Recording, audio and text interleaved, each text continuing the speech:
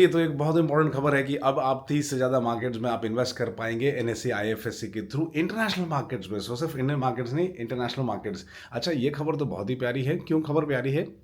क्योंकि पहले अभी तक आप सिर्फ यूएस में इन्वेस्ट कर पा रहे थे, यूएस के टॉप 50 स्टॉक्स में। तो अगर आपको खरीदना था, आप जो है आईएफएससी अकाउंट खोलने के बाद फ्रैक्शनल इन्वेस्टिंग कर सकते थे। और फ्रैक्शनल इन्वेस्टिंग क्या है? मान लीजिए कि कोई स्टॉक जो है $600 का है। अब $600 इंडियन इन्वेस्टर्स के लिए तो बहुत बड़ी अमाउंट हो गई, लेकिन अगर 1/100 फ्रैक्शनल इन्वेस्टिंग है, इसका मतलब है कि आप उसमें सिर्फ $6 के स्टॉक्स खरीद सकते थे, जो कि बहुत अच्छी बात है।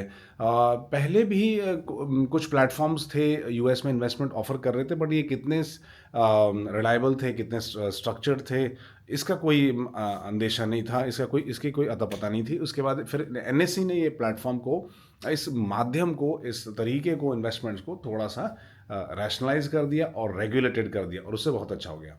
और मैंने अपने प्रेजेंटेशंस में कई बार, जब मैं एनएससी के लिए प्रेजेंटेशन किया करता था मीडिया एंड कम्युनिकेशंस टीम के लिए फॉर द प्रेस, तो मैंने कई बार बोला कि शायद ऐसा हो सकता है कि दूसरे भी इंटरनेशनल प्लेटफॉर्म्स, कंट्रीज़ में आप इन्वेस्ट कर पाएँ, इंटरनेशनल एक्सचेंजेस के में शायद इन्वेस्ट कर पाएँ। शायद ऐसा एनएससी करेगी। और अब एनएससी की एमडी एंड सीईओ बालो सुब्रमण्यम साहब की ये स्टेटमेंट आ गई है कि यस, बहुत जल्दी 3 से 6 महीने के अंदर आप 30 से ज़्यादा कंट्रीज़ में आप इन्वेस्ट कर पाएंगे, जिसमें जापान होगा, यूके होगा, और बहुत सारी कंट्रीज़ होंगी।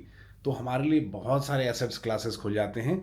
और इंडियन इन्वेस्टर्स जिनके पास पैसा है, रिटेल इन्वेस्टर्स के भी पास पैसा है, वो इन्वेस्टमेंट कर पाएंगे, इन्वेस्टमेंट अपॉर्चुनिटीज़ का फ़ायदा उठा पाएंगे, और हम कंट्रोल भी कर पाएंगे। तो हम सिर्फ जॉब नहीं मांग रहे होंगे, हम थोड़े बहुत मार्केट्स को, दूसरे मार्केट्स को भी कंट्रोल करेंगे, और ये कितनी अच्छी बात है।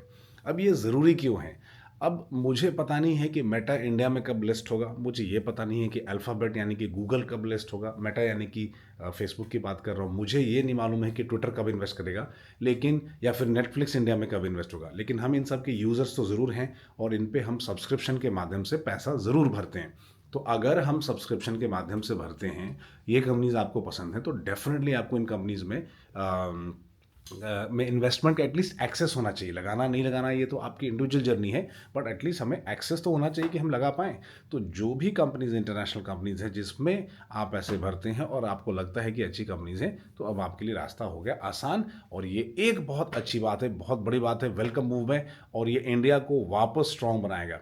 ये बात ध्यान रखिए कि बहुत कम एक्सचेंजेस हैं अक्रॉस वर्ल्ड जो अलाउ करते हैं कि आप बहुत ईजिली दूसरे कंट्री में आप लगा पाएँ, और फ्रैक्शनल इन्वेस्टिंग से आपके पैसे भी कम लगते हैं, तो आप कम पैसों में स्टॉक्स खरीद सकते हैं और आप इंटरनेशनल मार्केट्स में इन्वेस्टेड हो सकते हैं। तो ये बहुत अच्छी बात है, वेलकम मूव है। इंडियन इन्वेस्टर्स इससे मजबूत होंगे, इनको अदर एसेट क्लासेस या अदर इंटरनेशनल मार्केट का एक्सेस मिलेगा।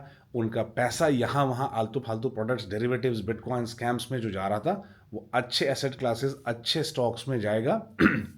और जो बच्चे बाहर से पढ़ के आते हैं, मान लीजिए किसी ने एमएससी या एमएस किया है यूएस से, यूके से, अभी उनके एक्सपोजर तो मिल गया, उन्हें अच्छी कंपनीज तो पता है, लेकिन इन्वेस्ट सिर्फ इंडिया में कर पा रहे थे।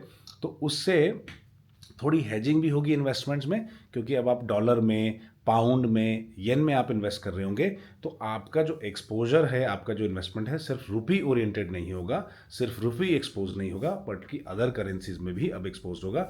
तो इससे थोड़ी आपकी पोर्टफोलियो को थोड़ी राहत भी मिल सकती है, क्योंकि अगर मान लीजिए कि आईएनआर डिक्लाइन हो रहा है, हो सकता है डॉलर राइज कर रहा हो सकता है पाउंड राइज कर रहा हो, तो आपको तो इन्वेस्टमेंट का फ़ायदा मिलेगा ही, प्लस यहाँ पर करेंसी हेजिंग का भी इससे फ़ायदा इनडायरेक्ट तरीके से मिल जाएगा। इस पे बने रहिए, जुड़े रहिए, और मैं बताऊंगा। बट एक सवाल ये अहम है कि आईएफएस अकाउंट होता क्या है। बेसिकली जो इंटरनेशनल एक्सचेंज है एनएससी का, जो कि गिफ्ट सिटी में बेस्ड है, उस वहाँ से आप आईएफएस अकाउंट खोल सकते हैं। बट क्या आपको डायरेक्टली खोलना होगा? बिल्कुल भी नहीं।